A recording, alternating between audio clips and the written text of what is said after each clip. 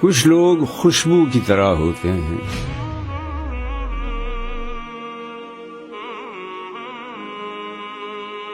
ساتھ نہ رہیں تو گمان میں رہ جاتے ہیں، یاد جن کی کسی جھونکے کی مانند بن کہے چلی آتی ہے،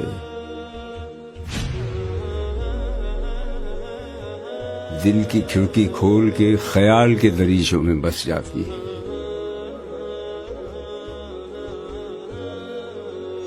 شہر کے شہر جیسے ان میں گم ہو جاتے ہیں،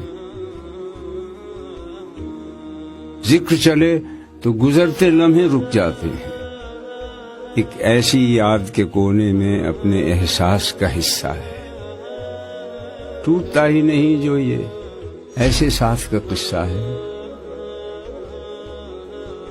اس قصے کو جیتے ہیں ہم ایک خوشبو کی کہانی میں۔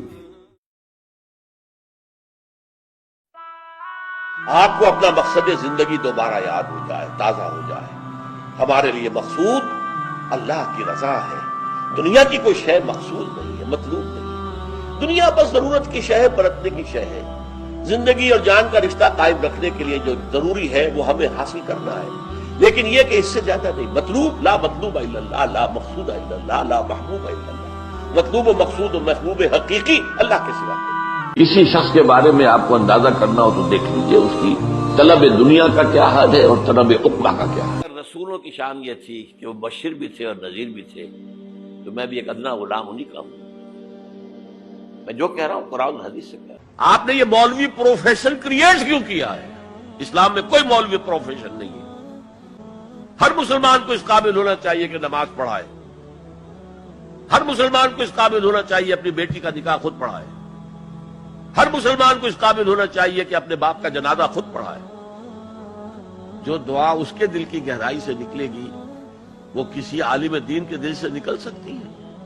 اپنے غریبانوں میں جھانکیے، آپ خود کیوں نہیں پڑھتے دین کو؟ دنیا کا نظام اسلام پر ہے، ایمان پر نہیں ہے۔ آخرت کا معاملہ ایمان پر ہے، اسلام پر نہیں ہے۔ کوئی شخص مسلمانوں کا بہت بڑا قائد ہو، بہت بڑا لیڈر ہو، لیکن ہو سکتا ہے آخرت میں زیرو ہو۔ کسی کو دکھ میں دیکھو اور اس پوزیشن میں ہو کہ تم اس کا کوئی مداوع کر سکو اور نہ کرو، پھر تم چاہے مفسر ہو، محدث ہو، نیک نہیں ہو۔ تم عابد ہو سکتے ہو، زاہد ہو سکتے ہو، تم مفسر ہو سکتے ہو، محدث، نیک نہیں۔ ربنا ولا تحمل علينا إصرا كما حملته على الذين من قبلنا۔ دیکھو جب مانگو اللہ سے مانگو،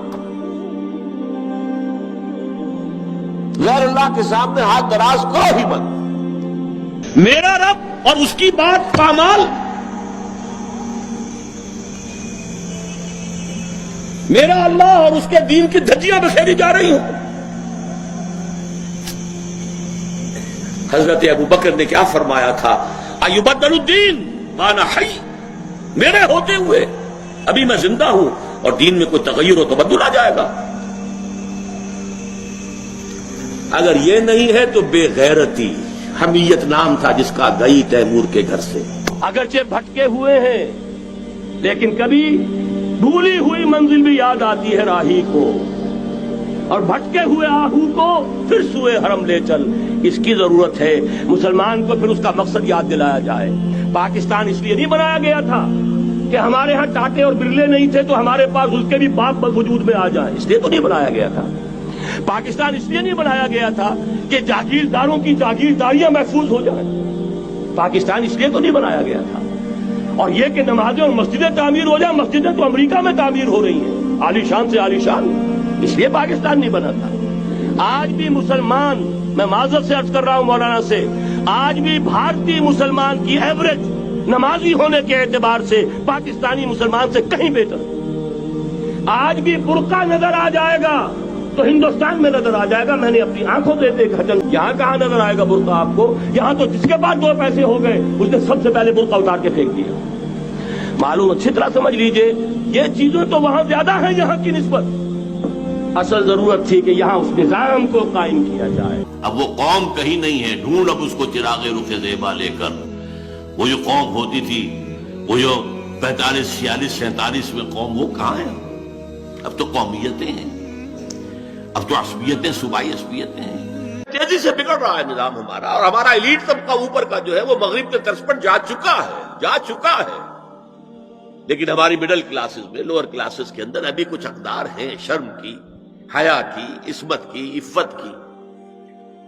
آپ پورا زوردار طریقے پر مہم چلا رہے ہیں کہ مسلمان ممالک سے بھی یہ ساری اقدار ختم کر دی جائے، کہ یہ مغرب یہودیوں کی سازش کے تحت اور امریکہ کی عظیم قوت کو استعمال کرتے ہوئے، سول سپریم پاور آن ارتھ، آج یہ ہمارے گرد گھیرا تنگ کرتے چلے آ رہے ہیں کہ ہمارا معاشرتی نظام بھی تلپٹ ہو جائے، درہم برہم ہو جائے، ہماری اقدار بھی ختم ہو جائے، ہمارے ہاں بھی عورت اور مرد بالکل برابر ہونے کے مدعی ہو کر میدان میں آ جائیں، عورت مرد بن جائے، مرد عورت بن جائے.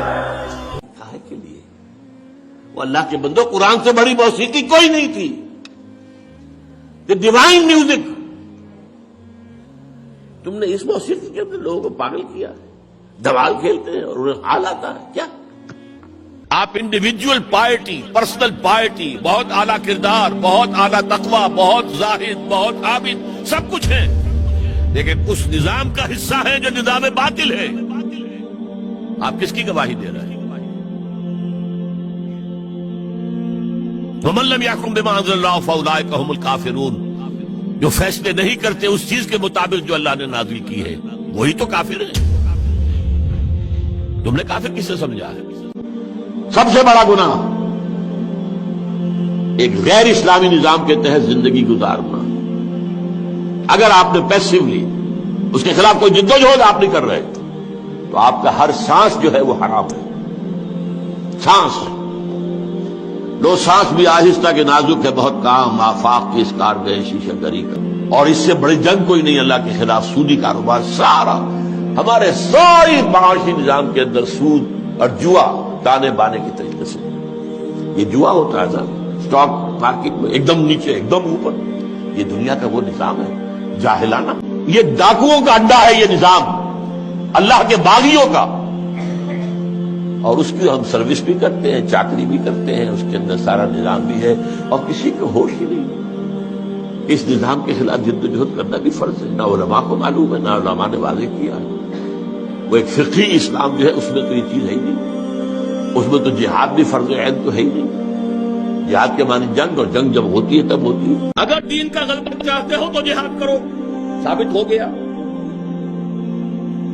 نہیں کرتے ہو تو جہنم سے چھٹکارا پانے کا خیال بھی تمہاری خام خیالی ہے.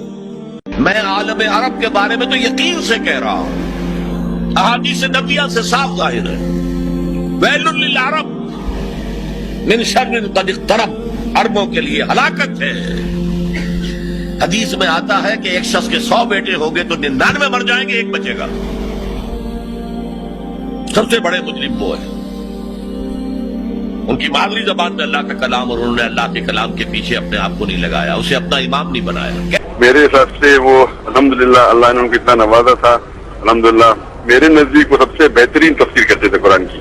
اور جتنے بھی لوگ ٹی وی بیان کرتے تھے، میرے نزدیک اردو زبان میں ان کی تفسیر، ان کا بیان سب سے بہترین تھا. رسول کو بھی چوٹ لگی تھی، دل پر چوٹ لگی تھی. رسول کے پاس بھی بیٹی آئی تھی، بڑی پیاری بیٹی، فاطمہ بضعۃ منی. ابا جان اب تو عام لوگوں کے ہاں بڑی فراوانی ہو گئی. ذرا یہ دیکھیے میرے ہاتھوں پر گٹے پڑے ہوئے ہیں چکی پیسنے کے لیے، میرے کندھے کے اوپر نشان پڑ گئے ہیں، مشکیزے میں پانی بھر کر لاتی. مجھے بھی کوئی کنیز، کوئی غلام عنایت ہو جائے. ہم پوری طرح ویژوائز کر سکتے ہیں کیا فیلنگ ہوگی محمد کی صلی اللہ علیہ وسلم. تو ہم ویژوائز کر سکتے ہیں نا کہ کیا کلیجہ اللہ نے دیا تھا کہ فرمایا بیٹی نہیں، یہ چیزیں ہمارے لیے نہیں. تمہیں میں اس سے بہتر چیز دیتا ہوں. 33 مرتبہ سبحان اللہ، 33 مرتبہ الحمدللہ، 33 مرتبہ اللہ اکبر ہر نماز کے بعد کہہ لیا کرو. یہ کہیں زیادہ بڑی قیمتی ہے. کب اشکوں سے جڑ سکتا ہے، جو ٹوٹ گیا سو ٹوٹ گیا. موتی ہو کہ شیشہ جام کے بل جو ٹوٹ گیا سو ٹوٹ گیا. تم ناحق ٹکڑے چن چن کر دامن میں چھپائے بیٹھے ہو. شیشوں کا مسیحا کوئی نہیں, کیا آس لگائے بیٹھے. بھارت میں مسلم معاشرہ کیسے لگا اور یہ پاکستان سے کس طرح مختلف ہے؟ کم سے کم یہ بتائیں کہ یہاں مسجدوں کا منظر، نمازیوں کی تعداد، عوام کا رہن سہن وغیرہ اور دوسرے ثقافتی پہلو پاکستانیوں سے کس قدر مشترک اور مختلف ہیں. براہ کرم تفصیل سے روشنی ڈالیے. مجھے آپ پاکستان واپس جانے دینا چاہتے ہیں یا نہیں؟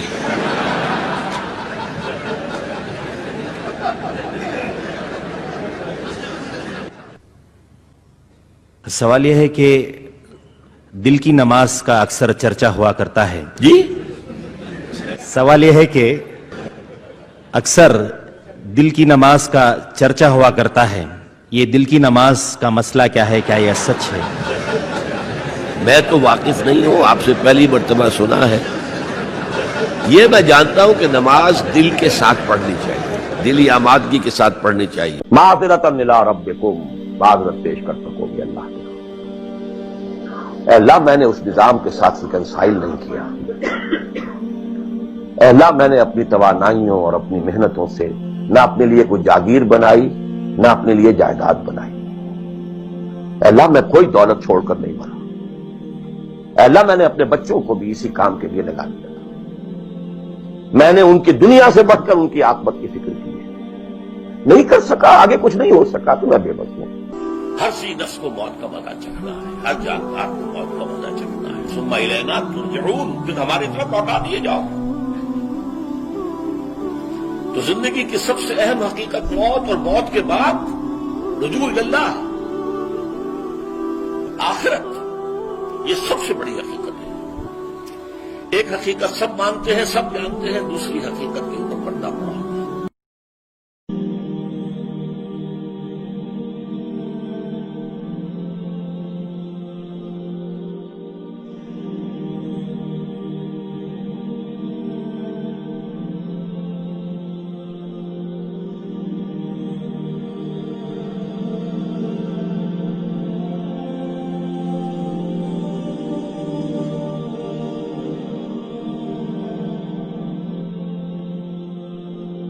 خاموشیوں کی زبان میرا مالک میری سن رہا ہے, وہاں جانتا ہے وہ خاموشیوں کی زبان.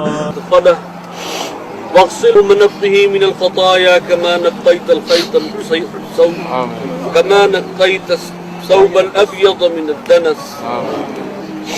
اللهم اغفر له وارحمه, اللهم اغفر له وارحمه, اللهم إنه كان وإنه يحتاج إلى مغفرة.